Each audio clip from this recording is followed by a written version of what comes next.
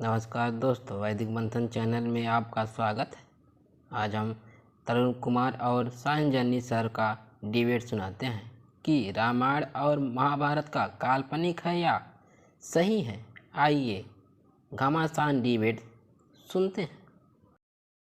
कुछ प्रश्न है, शंका है, उन्हें समाधान करना है आपसे। अच्छा जी, बोलिए।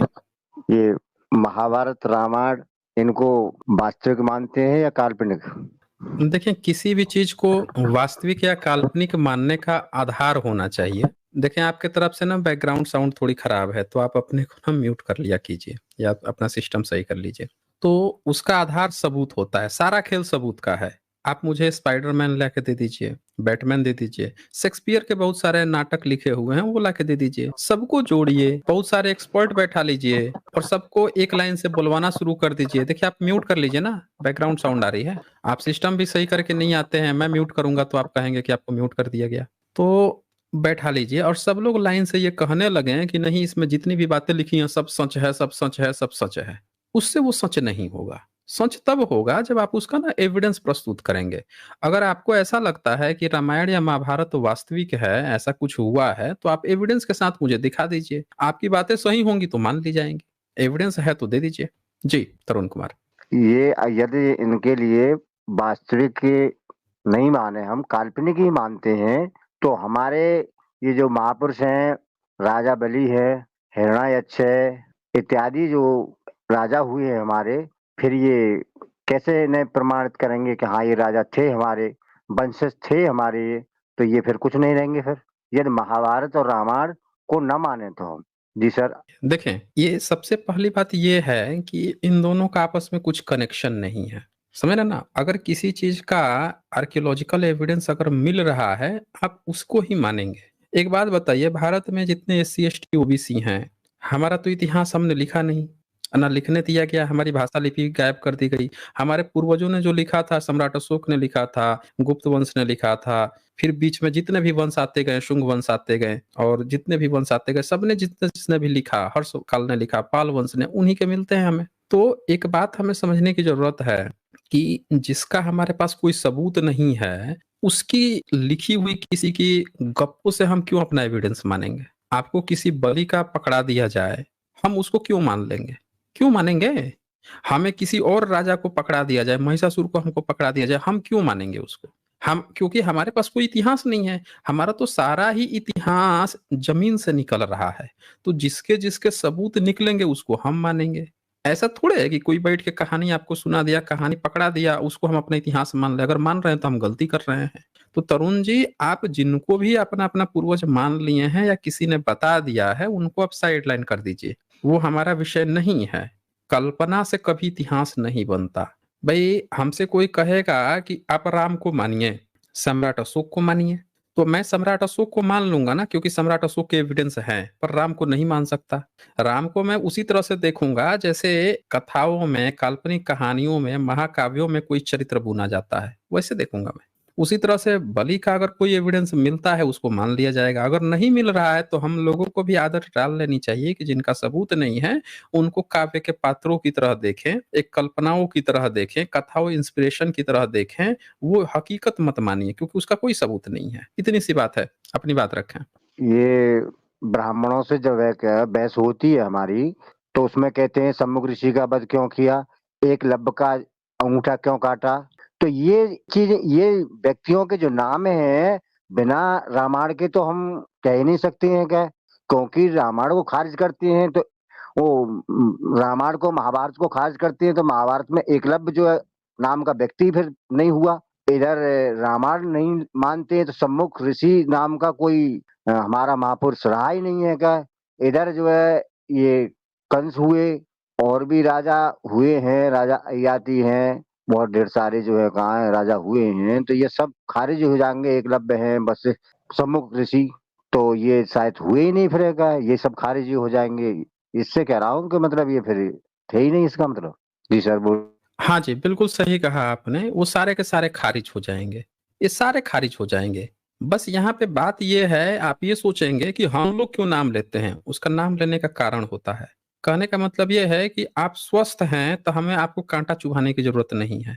पर अगर आपको कांटा चुभा हुआ है तो हम भी क्या करेंगे, एक दूसरा नीडल लेंगे, उस नीडल से हेल्प से और आपका कांटे को निकाल देंगे। हम इतना काम करेंगे, समझ रहे ना। अगर हमारे पास निडल नहीं होगा तो पहले के तो लोग जब निडल नहीं होती थी तो वो क्या करते थे, एक दूसरा कांटा लाते थे, उसकी मदद से पहला वाला कांटा निकाल देते थे। तो यहाँ पे ये बातें हैं, अच्छे से समझिएगा। जब कोई व्यक्ति आप पर थोप रहा है कि ये हमारी रामायण की किताब है और वो ये कह रहा है कि इसमें सारी अच्छी अच्छी बातें लिखी हैं, इसको आप भी मान लो। इसका जो चरित्र है जिसको हम अच्छा कह रहे हैं उसका हम मंदिर बनाएंगे, उसमें हम बैठेंगे और आके आप हमें दान दक्षिणा दो। तुम नीची जाति के रहो, हम ऊंची जाति कहलाएंगे। और तुम्हारी नीची जाति के हमारे देखो जिसकी आप पूजा करने आए हो, उन्होंने भी हत्या की है, लेकिन तुमको मानना पड़ेगा क्योंकि वो ईश्वर हैं। तो ये बात उसने स्थापित की, आपने नहीं स्थापित की। हमारे किसी महापुरुष ने हमको ये नहीं कहा कि तुमको नीचा बन के रहना है, उन्होंने कहा है कि हमें हक समानता के बराबर जीना है। तो अब दूसरा व्यक्ति कह रहा है तो आप उसके चंगुल में क्यों फंस रहे हो? आप क्वेश्चन करोगे आप कि भाई आप ये जो किताब परोस रहे हैं, इस किताब को मैंने पढ़ा और देखा कि इसमें आप जिसको हमारा भगवान बताने की कोशिश कर रहे हो और मेरे जिसका पूर्वज आपने दिखाया है शंभुक को, उस शंभुक को तो आपका ये हत्या कर रहा है। तो फिर ये हमारे लिए कैसे आइडियल हुआ? हमारे ही किसी पूर्वज के हत्यारे का हम कैसे मान लेंगे? तो आप उसके तर्क को खारिज करने के लिए जो चीज वो परोस रहा था उससे आपने उससे क्वेश्चन किया। इसका ये नहीं मतलब हुआ कि आपने राम के या शंभुक दोनों के अस्तित्व को मान लिया, या इसका ये मतलब नहीं हुआ कि आपने एकलव्य के अंगूठा के कारण एकलव्य को सही मान लिया। बल्कि ये तो थियरी ही उनकी है, ये प्रपोजल उनका है कि हमारे यहाँ ऐसी ऐसी चीज है और इसमें हमारी तुम्हारी ये व्यवस्था है और तुम इसको एक्सेप्ट करो। तब आपने उसमें से ये क्वेश्चन उठाया। तो क्वेश्चन उठाना किसी की असलियत को मानना नहीं होता, उसके पुरातत्व को मानना नहीं होता, क्योंकि उनके यहाँ पुरातत्व ही नहीं है। इतनी सी बात है तरुण जी, अच्छे से इस बात को समझिएगा। खारिज तो वो ऑलरेडी है, जो नहीं मानता है ये सिर्फ उन लोगों के लिए है जो मान रहे हैं, वो उससे क्वेश्चन एराइज करेंगे, वो उससे क्वेश्चन खड़ा करेंगे। जी तरुण जी। जी, ये आयुर्वेदिक के जनक किसे कहा जाता है? सुश्रुत को, या शल्य चिकित्सक थे सुश्रुत। और चरक संहिता, ये आयुर्वेदिक की प्राचीन पुस्तकें हैं। क्या ये मानते हैं आप? नहीं। एक बात बताइए, जी। आपने ब्रह्मैनिकल सिस्टम में कभी पढ़ा है कि उन्होंने चिकित्सक को इज्जत दिया है? क्या आपने उनके यहाँ जो चिकित्सकों की दशा है उसका कभी अध्ययन किया है? अगर किया है तो थोड़ा सा डिटेल से बताइए और अपनी पूरी बात रख लीजिए, क्योंकि आपकी साउंड ना बैकग्राउंड साउंड दे रही है, तभी मैं अपना जवाब दूंगा। जी सर, ये मैंने ये पुस्तकों में पढ़ा था है क्या कि चरक जो है क्या फिजिशियन थे और सुश्रुत जो थे वो शल्य चिकित्सक थे। उनके कुछ औजार फर्रे भी देखे मैंने क्या पुस्तक में जो है क्या। तो उन्होंने अपनी अपनी नाम से ही एक पुस्तक बनाई थी एक है सुश्रुत संहिता, और चरक ने बनाई चरक संहिता। तो चरक जो ऋषि थे वो फिजिशियन थे है क्या। तो ये प्राचीन पुस्तक कही जाती है आयुर्वेदिक की। जी सर। अब एक चीज यहाँ समझने की जरूरत है कि जैसा कि यहाँ पे सारी बात ये आ गई कि जिसको आप समझ रहे हैं चरक संहिता सुश्रुत संहिता आज आपके सामने किसी ने लाके पेश कर दिया और आपने सोच लिया कि चूंकि उसने उस लैंग्वेज में लिख दिया है उस बात को, आज जिस पर ब्रह्मनिज्म का कब्जा है, इसीलिए आप सोच रहे हैं कि इसीलिए वो सही है। यहाँ पे एक बात और समझनी है आपको कि जब मैंने डॉक्टर्स पे स्ट्रीम की थी और वहां पे मैंने बड़े डिटेल से दिखाया था, चाहे मनुस्मृति का हवाला दिया था या अन्य किताबों का हवाला दिया था, जिसमें मैंने दिखाया था कि चिकित्सक से ब्रह्मनिज्म का कुछ नाता ही नहीं है, वो उनके यहाँ रोटी बेटी संबंध रखते ही नहीं है। उसमें लिखा हुआ है कि चिकित्सक के जो घर का अन्न है वो पीप के समान होता है, चिकित्सक के घर का अन्न नहीं खाना चाहिए। बाइकआउट करते हैं उनको समाज में नीचे दिखाते हैं, एक चिकित्सक की हत्या को जायज बनाते हैं। जबकि आप देख लीजिए जो रिसर्च स्कॉलर होता है उसकी कीमत कितनी हाई होती है, उसके जान की कीमत कितनी हाई होती है। आप देखिए एपीजे अब्दुल कलाम जब परमाणु मिसाइल जब बनाए थे, परमाणु उन्होंने काम किया था, तब उनसे सिर्फ जो है राष्ट्रपति मिल सकते थे, बाकी सब लोग जो जाएंगे उनकी चेकिंग होती थी।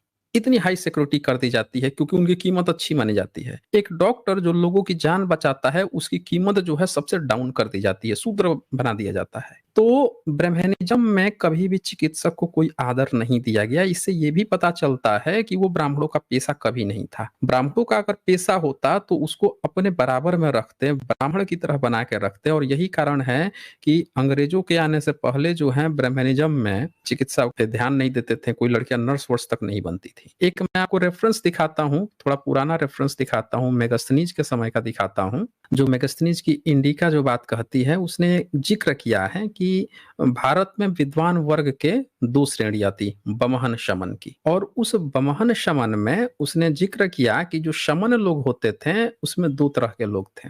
ये देखें, मेगास्थनीज दार्शनिकों के एक भिन्न विभाग यह वह कह करता है कि वह 2 प्रकार के होते हैं, जिनमें से एक को ब्रैचमैन और दूसरे को शर्मनीज कहते हैं। तो शर्मनीज जो हैं यानी शमन्स जो हैं, उनको भी 2 कैटेगरी में बांटता है। एक है हाई बलोई, जो जंगलों में रहते हैं, जहां पर वे पेड़ की पत्तियों, जंगली फलों पर निर्वाह करते हैं और वृक्षों की छाल से बने पहनावे धारण करते हैं और स्त्री प्रसंग और मद्य से बचते हैं। वे राजाओं से बातचीत रखते हैं, जो वस्तुओं के कारण विषय में दूतों का ये दिया हुआ है। फिर एक दूसरा बताता है, हाइबुलाई से प्रतिष्ठा में नीचे वैद्य लोग हैं। अब इसमें दिखाता है कि 2 तरह के शमन लोग हैं। एक जो स्त्री प्रसंग और मद से बचते हैं, यानी ये उन भिक्षुओं की बात हो रही है। उसी में अब दूसरे भिक्षुओं की बात आती है कि वैद्य लोग श्रमण में ही देखिए, श्रमणिज के ही 2 लोग हैं, हाइबुलाई जो प्रॉपर भिक्षु हैं, एक दूसरा है जो वैद्य है। ये कहता है क्योंकि वे मनुष्य के स्वभाव के अध्ययन में लगे रहते हैं, चाल ढाल में वे बड़े सीधे होते हैं, किंतु खेती में नहीं रहते। उनका भोजन चावल और जौ है, जिनकी वे सदैव कहने मात्र से ही पा सकते हैं अथवा उनसे पाते हैं। उनके अनेक घरों की अतिथि की भांति नियंत्रित करते हैं। अपने औषधि शास्त्र के ज्ञान के कारण वे विवाहों को फलप्रद बना सकते हैं। तो ये सारी बातें दी गई हैं। औषधियों में सब अधिक श्रद्धा मरहम और पट्टी पर है। तो यहाँ से आप देख सकते हैं कि जो ब्रैचमैन और शमन की जो 2 कैटेगरी बताई गई, उसमें जो शमन थे, उस शमन की ये कैटेगरी थी जो चिकित्सा करते थे, जो जंगलों में रहते थे, जो भारत की परंपरा थी। कहीं उसने ये नहीं दिखाया है कि कोई ब्राह्मण जो है वो सब हुआ करते थे, और इसी कारण से इनको इन लोगों ने नीचा बनाया अपनी किताबों में। मैंने एक स्ट्रीम की है कि डॉक्टरों को क्यों नीचा बनाया गया है, उसमें आप जाके देख लीजिएगा, बड़े डिटेल से आपको पता चल जाएगा कि जितना भारत में आयुर्विज्ञान है सब बुद्धिस्ट का है। ब्राह्मणिकल सिस्टम ने इसको क्या किया, अश्लील ढंग से बीच में लिखा है, अपनी लैंग्वेज में लिख के तब उसको प्रस्तुत कर दिया है। इसीलिए आप कंफ्यूज हो गए हैं कि कह देगा चुर सुसुता और सुश्रुतता ये सब जो है ब्राह्मणों की है, आप कंफ्यूज हो जाएंगे। जबकि मेगास्थनीज बताता है कि वो शमन लोग थे। और यही नहीं, आगे भी आप जब चले जाएंगे, जैसे जैसे बढ़ेंगे, आप देखेंगे बुद्धिस्ट की यूनिवर्सिटी होती थी, तो ऑफकोर्स जब उनकी यूनिवर्सिटी थी तो पढ़ाई वो कराते होंगे चिकित्सा का। इनका इनसे क्या लेना देना है। आप तिब्बत में चले जाइए, आज भी तिब्बती स्टाइल पूरा का पूरा वही है। ब्राह्मणिज्म ने सिर्फ उसको अपने फायदे के लिए लिया, अपनी तरह से उसको लिख दिया, इसीलिए आपको लगता है कि ये उनके हैं। इतनी सी बात है तरुण कुमार जी। जी, आप बोल सकते हैं। जैसे आयुर्वेदिक पुस्तक निकलती थी उस समय पे। किस हेलो, समय पे? जिस समय पे ये नालंदा यूनिवर्सिटी में का बौद्ध पढ़ते थे, शिक्षा ग्रहण करते थे उस समय पे। हाँ जी, हाँ जी। ये आप इत सिंह के नोट्स पढ़ेंगे तो उसने चिकित्सा की बहुत महीन महीन विधियां बताई हैं। आप जितने बुद्धिस्ट देशों में जाएंगे जहाँ पे बुद्धिज्म है, आप देखिए कि इतने बढ़िया आयुर की, ये जबरदस्ती उसमें वेद घुसेड़ देते हैं। आयुर की इतनी जबरदस्त जबरदस्त जो है तकनीक है। अभी जो फिल्म, ये जो इटली की जो फिल्म आई थी जवान, उसमें शुरू का ही सीन दिखाता है, शाहरुख खान एकदम मरने की स्थिति में है, तिब्बती उसका जान बचाते हैं, अपनी आयुर्विद्या से उसको बचाते हैं। तो पूरे दुनिया में जब एलोपैथ नहीं था तब बुद्धिज्म का ही ये आयुर काम कर रहा था। ब्राह्मणिज्म ने तो जबरदस्ती उसको लिख लिख के अपने लैंग्वेज में इधर लिख लिया, लिख के दिखाने की कोशिश की कि ये हमारा है। क्योंकि बुद्धिस्ट कोई थे नहीं तो क्रेडिट लेना बड़ा आसान है। वो तो बुद्धा को भी अपना भगवान दिखा दिया, नौवां अवतार दिखा दिया। तो ये चीज है, इतनी भर चीजें हैं तरुण कुमार जी। जी, तो ये गौतम बुद्ध की बताते हैं कि सूअर की मीट खाने से मृत्यु हुई थी। अच्छा, बताता कौन है आपको, यही बता दीजिए। ये उसमें मैंने जो है ये पुस्तक थी, बुद्ध और उनका धम्म नाम की पुस्तक है, उसमें मैंने पढ़ा था। वहां पे कहीं नहीं लिखा हुआ है कि सुअर का मांस खाने से उनकी मृत्यु हुई थी। वहाँ में सूअर लिखा है। वो किसी के घर पे जो गए थे, का नाम भूल गया हूँ थोड़ा मैं, तो उसके घर पे गए थे। उसने बुद्ध जी के लिए आमंत्रित किया था भोजन के लिए, तो उसमें सूअर का मीट था, उससे दस्त हुए थे उनके लिए, और दस्त से उनकी जो मृत्यु हो भी ठीक नहीं हो पाई। जी मैंने पढ़ा था, बुद्ध और उनका धम्म नाम की पुस्तक है जो बाबा साहब ने लिखी थी।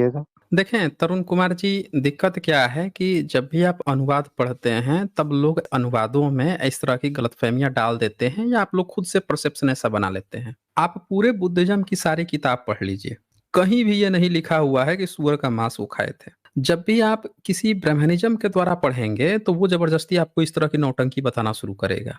आप सही से किताब पढ़िए ना, सही जगह पे आप खोजिए, कहीं है ही नहीं चर्चा इसकी। बुद्धिज्म में जो शुक्र मद्दव है, दो शब्द है शुकर मद्दव। अब शुकर जो शब्द है, भारत में एक शब्द आज पाया जाता है शक्कर। यही शक्कर जब अरब में गया तो शुकर बन गया। अरब वाले जो हैं उसको शुकर बोलते हैं, और यही जाके जर्मनी में जुकर बन गया।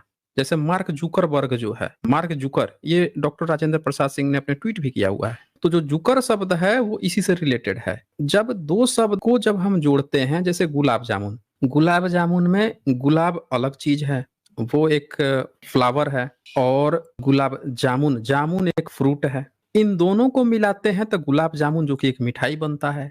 उसी तरह से शुकर मद्दव जो है, शुकर जब शब्द आप निकालेंगे तो एक शुकर का मतलब होता है सीधा साधा, एक शुकर का मतलब जो आप संस्कृत में बताना चाह रहे हैं सुअर, वो भी होता है। लेकिन जब उसके साथ मद्दव जब शब्द जुड़ता है, शुकर मद्दव, तो उसका एक अलग मतलब निकलता है। जैसे एक नाम आपने सुना होगा मशरूम, और मशरूम की तरह एक और मिलता है जिसका नाम कहा जाता है कुकुरमुत्ता। आपने सीताफल देखा होगा, सीताफल इंग्लिश में उसका नाम पड़ा है कुकुरबीटा, उस पूरे चैन जो है वेजिटेबल्स की। अब बताइए हिंदी में कोई उसको समझेगा तो कुकुरबीटा, बीट मतलब क्या है, कुकुर का बीट समझ लेगा उसको। तो हमें इस चीज को समझने की जरूरत है कि जब भी हम किसी भाषा को, पाली की भाषा को पाली में समझें, संस्कृत में समझिएगा तो वो देवान पिय को फिर बकरा मूढ़ ही लिखेगा, जबकि वो देवों का प्रिय है। तो ये समझने की जरूरत है कि वहां पे जो शुक्र मद्दव शब्द आया है वो पेड़ पौधों पर पाया जाता है। वो जो है रूट होती हैं, जो मशरूम जो होती हैं, वो जहरीली मशरूम थी दरअसल की बात की गई है। जैनिज्म में आप जाएंगे तो वो लोग बताएंगे कि हम लोग आज भी रूट वाला फल नहीं खाते, जो जमीन के भीतर उगता है वो वाला नहीं खाते, बचते हैं क्योंकि उसमें कीड़े उड़े ना हो या मर जाएं इस तरह के। तो वहां शुकर मद्दव जो शब्द है उसका मतलब ही एक तरह से उसकी एक प्रजाति थी, मशरूम की एक प्रजाति थी, उसके लिए वहां शुकर नहीं लिखा है, शुकर मद्दव लिखा हुआ है, ये शब्द है। तो जो अनपढ़ लोग हैं, जो इस बात को नहीं समझ पाते हैं, वो क्या करते हैं जानबूझकर, क्योंकि उनका खेल ही पूरा बुद्धा को गाली देने पर, रामायण में बुद्धा को गाली दे रहे हैं, फिर इसी तरह से हर जगह गाली दे रहे हैं, कल की पुराण में मारकाट की बात कर रहे हैं बौद्धों का, उनके सारे चीजों पर कब्जा करके बैठे हुए हैं। तो जो इस तरह की प्रोपेगेंडा खेल रहा है वही आपको बताएगा सुअर, समझ रहे ना, पूरी बात नहीं बताएगा वो। जो व्यक्ति आजीवन जो हैं, जिन्होंने पूरी दुनिया को ये प्रचार किया कि मांस से बचो और इस चीज से बचो, उन्होंने मांस खाने के अलाउ भी किया, लेकिन गृहस्थों को अलाउ किया, भिक्षु में नहीं। तो जो व्यक्ति उनको दे भी रहा था, खिला रहा था, उसको ये नियम पता नहीं होगा, वो ला के मांस दे देगा, और उनके साथ अकेले वो थोड़े थे, पूरा उनके साथ महफिल थी, वो मांस खा लिए। तो ये हमें समझने की जरूरत है कि ये चीजें जो हैं गलत हैं। एक दूसरी भी घटना है बुद्ध के मृत्यु की, कि उसमें ये बात बताई जाती है कि बुद्धा ऑलरेडी पहले से ही ये डिसाइड कर चुके थे कि अब जो है उनके मृत्यु का समय निकट आ रहा है, हो सकता है 3 महीने में वो अपना समय भी वो कर सके, और वो टाइम भी ड्यूरेशन सही समय पहुंच रहा, तो इस कारण से भी उनका हुआ। तीसरी बात ये थी कि वो जिस व्यक्ति के घर गए थे वो पेशा से लोहे वोहे का काम करने वाले थे, पेशा से। फिर उन्होंने उसको बुलाया कि लोग कहीं ऐसा ना समझ लें कि इसके कारण से इनकी मृत्यु हुई है। तो उन्होंने उसको कहा कि आप आखिरी, और ये बहुत समझाया, लोगों में विश्वास दिलाया कि नहीं, इनके खाने से मेरी मृत्यु नहीं हो रही है। समझ रहे ना, लोगों ने जबरदस्ती ये परसेप्शन बना लिया, क्योंकि उनको काम ही है दूसरे की चीजों को अपने ढंग से बताने की, ये चीज है। ठीक है, मेरे ख्याल से तरुण जी मैंने आपको काफी समय दिया है। ओके, चलें। हम आप लोगों को समझ में आ गया होगा कि रामायण और महाभारत सही या गलत है। आज बस इतना ही, फिर मिलेंगे हम अगली वीडियो में अगले जानकारी के साथ। तब तक के लिए नमस्कार।